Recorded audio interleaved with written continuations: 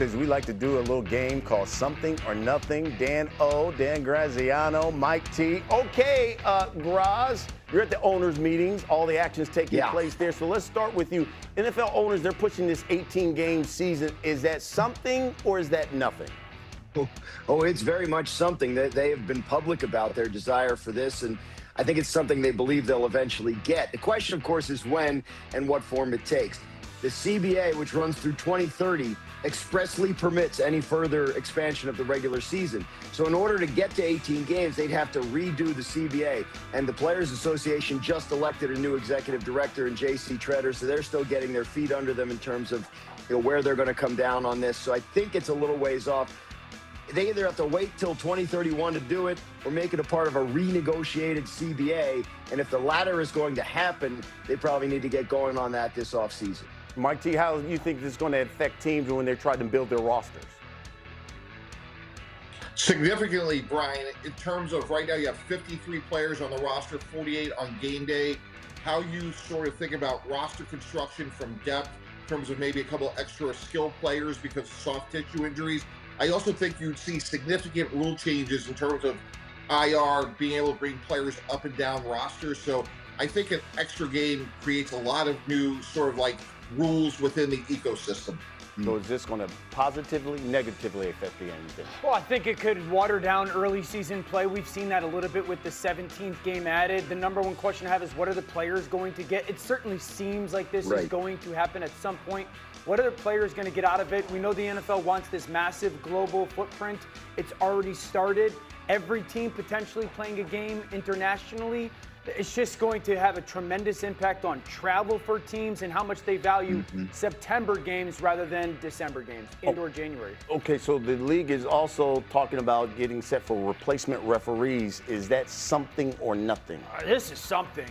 And one, it's ludicrous in my mind that we're here.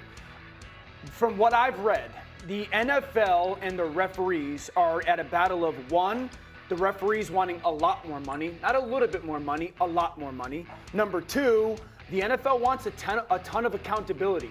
And it seems like the official or the referees don't necessarily want that. We've seen this not play itself out well in the NFL. The third thing is the NFL wants meritocracy. The great officials get the playoff games. The referees seem that age or experience, they want that to be a part of the playoff conversation. I'd say this, with all the gambling scandals going on in sports, the last thing that we need is replacement officials being impacting in the NFL. We just saw that video there in 2012. It was a disaster, that Hail Mary play that they got wrong there. Graz, you're there. What are you hearing? The league is not happy with the state of the negotiations with the NFL Referees Association.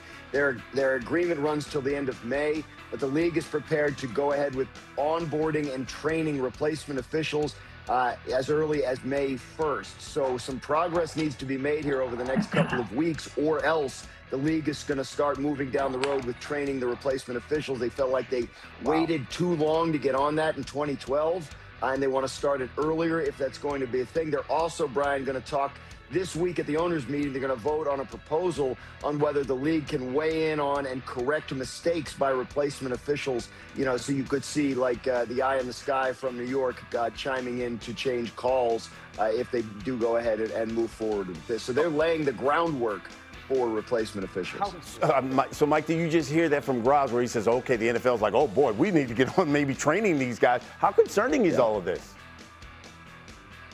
Very concerning, Brian, as Dan O alluded to, you think about gambling now in 2026, but also all the extra technology we have to replay, more camera angles, and it just increases the scrutiny of the officiating performance. So to me, look, deadline spur action, we all know that. Hopefully there's a sensible solution. Given how well the game is growing, and we're talking about globally, the last thing we need is to be questioning the performance of officials any more than we do. So hopefully both sides can get in a room and we get this worked out, because replacement officials does not help anybody. All right, so I want you guys to take a listen to Sean McVay, who acknowledged, the Rams explored the possibility of trading Davante Adams. Listen to this. we felt like it was best for our team, we would have done that. But we didn't think it was best for our team. And so excited about being able to move forward with him. I think one of the things that there's a lot of narratives that are out there. What I do think is important is that you address the things that our players could potentially be affected with. And so I believe in dealing with those things directly. He's a grown man, and he's a great player. And so at the end of the day, there's a lot of different things that go on. We're always looking at ways to upgrade our roster and feel like we can be as competitive as possible. So Graz, you know, Davante Adams led the league in touchdown catches with 14 last season. I mean, is the idea of basically his future and trading him, is that something or is that nothing? I think at this point it's nothing. My understanding is the Rams had checked in with the Eagles about the potential of an A.J. Brown trade. And if that had happened, they probably would have had to move on from Davante Adams because they're about to give Puka Nacua a monster contract extension. You know, A.J. Brown comes with a big contract. Davante Adams, $28 million cap number for this year. So they wouldn't have been able to have all three on the team. So I think that's what Sean McVay is addressing here, that possibility. And unless the Rams are going to revisit a potential A.J. Brown trade, which I don't get the sense that they are, I think they're happy moving forward with Davante Adams in the role he played in their offense last year. What do you think, Mike T? Well, first of all, I think it's something, and I'm really surprised that Sean McVay would say it publicly, like good people like Dan Graziano and Brian Custer would cover me at the Jets, and anything we would say could become, you know, stories. Yeah. So you would try to tamp things down. And the other thing we got to remember is, Brian, you allude to, he led the league in red zone and touchdowns. He was massively important in that red zone offense. He's going to be 34, and to me, the Rams are the ultimate win-now team. So I was surprised that his name even came up. I know it was probably likely in that A.J. Brown discussion, but if we're trying to win right now, to me, Davante Adams is going to be like the perfect piece for this season, not long-term, again, because of his age. So I was surprised that, A, they were going to do it, and B, that Sean McVay would even admit to it. Yeah, that's why Sean McVay is one of the best coaches in football. That's his secret sauce. As smart X's and O's as he is, he's unbelievably truthful. You as a player, I mean, Sean fired me. Like, you as a player, you never have to question if you're getting the truth and getting it in a respectful way. I think the Rams are fascinating from this regard because the Rams are a rare team in the league that you can truly sit there and go, they have to be all in right now. Like, they're one of the 3, 4, 5 teams that no question can win the Super Bowl, but you also can't be so all in that you totally forget about the future because your quarterback's age. Right. As great as Stafford was last year, his age is what it is. Yeah. And so you're in this balance of, do we want to take this player or this pick and get somebody that we think can impact us right now in 2026 to go win the Super Bowl?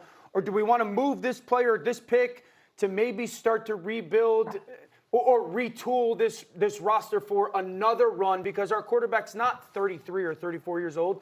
He's getting older. So I just think they're fascinating the way that they view their football team. It'd be interesting, too, to see if they revisit this, let's say, after June. Maybe that's a discussion we'll have a little bit later in the show. All right, coming up, it's back to basketball.